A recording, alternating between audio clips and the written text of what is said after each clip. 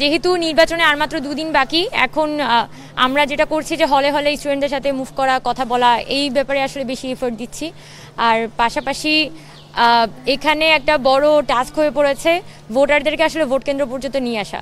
তো আমি যেটা চেষ্টা করছি, যখনই ভোটারদের সাথে দেখা হচ্ছে তাদেরকে আমি বিনীত অনুরোধ করছি, আপনারা যাকেই ভোট দেন আপনারা কিন্তু অবশ্যই ভোট দিতে আসবেন।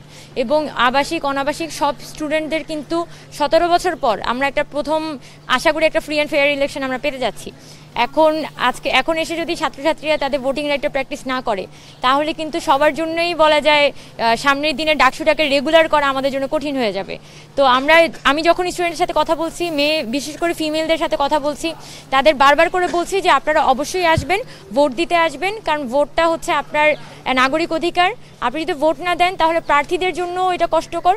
আর আরেকটা কথা হচ্ছে, আমি বারবার একটা কথা বলছি, নারী শিক্ষার্থী যারা নারীরা প্রতিনিধি আকারে সেন্ট্রালে দাঁড়িয়েছে, তাদের কিন্তু দেখা যাচ্ছে অনেক প্রতিবন্ধকতা পার করেই কিন্তু এখানে প্রার্থিতা গ্রহণ করতে হয়েছে। সেক্ষেত্রে নারীরা যাতে যখন ভোট দেওয়ার সময় তারা যাতে নারীদের যে স্ট্রাগল সেই বিষয়টা মাথায় রেখে হচ্ছে তারা ভোটটা দেয়। এবং আমরা বারবার বলছি যে এটা যোগ্য প্রার্থী যাতে ভোট দেয়। আমাকেই দিতে হবে, যদি আমাকে মনে করে যোগ্য প্রার্থী না, সে নাও দিতে পারে, কিন্তু ভোটটা তাকে দিতে আসতে হবে। কালার এক্সপার্ট, জর্জ স্যাপ এবং মাইল্ড অন হ্যান্ডস টেকনোলজি সমৃদ্ধ অরিক্স ক্রিস্টাল ওয়াশ আপনার লন্ড্রি এক্সপার্ট। এবং আমরা বারবার বলছি যে কোনোভাবেই হোক আপনি ভোট দিতে আসবেন, ভোটটা কোনোভাবেই মিস করবেন না। আর নারীদের তো একটা বড় বিষয় যে 47% মেয়ে ভোটার। তো 47 মেয়ে ভোটার যদি হচ্ছে ভোট কেন্দ্রে আসে, তাহলে কিন্তু ভোটার টার্ন আউট 35,000-এর বেশি হয়ে যাবে। সো আমরা এটাই আশা করি যে মেয়েরা হচ্ছে গণহারে এখানে ভোট দিতে আসবে। সো আমরা ওখানেই বেশি বেশি উৎসাহিত করছি। আমরা আসলে আমাদের ইশতেহারের মধ্যে একদমই ইমপ্র্যাকটিক্যাল কিছু রাখার চেষ্টা করিনি। সো অনেকে অনেক কথার ফুলঝুরি আসলে তাদের ইশতেহারের মধ্যে দিয়ে তৈরি করেছে। আমরা খুব বেসিক সমস্যাগুলো ধরে ধরে কাজ করেছি। একটা হচ্ছে রাজনৈতিক সংস্কার, 5 আগস্ট পরবর্তী ক্যাম্পাসের রাজনৈতিক সংস্কারের একটা রূপরেখা তৈরি করা দরকার। এবং সেটার জন্য আমরা ক্যাম্পাস প্রশাসন, সাধারণ শিক্ষার্থী এবং ছাত্র রাজনৈতিক সংগঠন তাদেরকে আমরা ডাকসু পরবর্তী সময় নিয়ে বসবো, যদি হচ্ছে আমি এখানে ভিপি হয়ে আসতে পারি। আর দ্বিতীয় যে বিষয়, সেটা আমরা ইশতেহারে এখানে বলেছি, সেটা হচ্ছে একাডেমিক সংস্কার।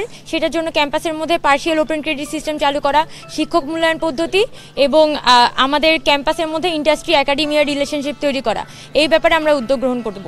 আর তৃতীয়ত হচ্ছে ক্যাম্পাসের মধ্যে যে নিরাপত্তা এবং স্টুডেন্টদের যাবতীয় সুবিধা, অর্থাৎ আবাসন সমস্যা, খাদ্য সমস্যার জন্য ইনস্টিটিউট ভিত্তিক ক্যান্টিন তৈরি করা, তারপর গ্রোসারি, একটা করে ফার্মাসি, এরপর হচ্ছে একটা করে আপনার দোকান, একটা করে হচ্ছে স্টেশনারি।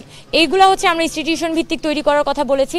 পাশাপাশি ক্যাম্পাসের মধ্যে যে উদ্বাস্তু ভবঘুরেদের একটা আখড়া হয়ে থাকে, প্রচণ্ড যানজট, তারপর হচ্ছে হর্ন, এবং আপনি ইদানিং দেখতে পাচ্ছেন যে আপনার লিফলেটের কারণে রাস্তায় রাস্তায় লিফলেট পড়ে থাকে এবং প্রচণ্ড কিন্তু পরিবেশটা দূষিত হয়ে যাচ্ছে, একটা স্যানিটেশন সমস্যা তৈরি হচ্ছে।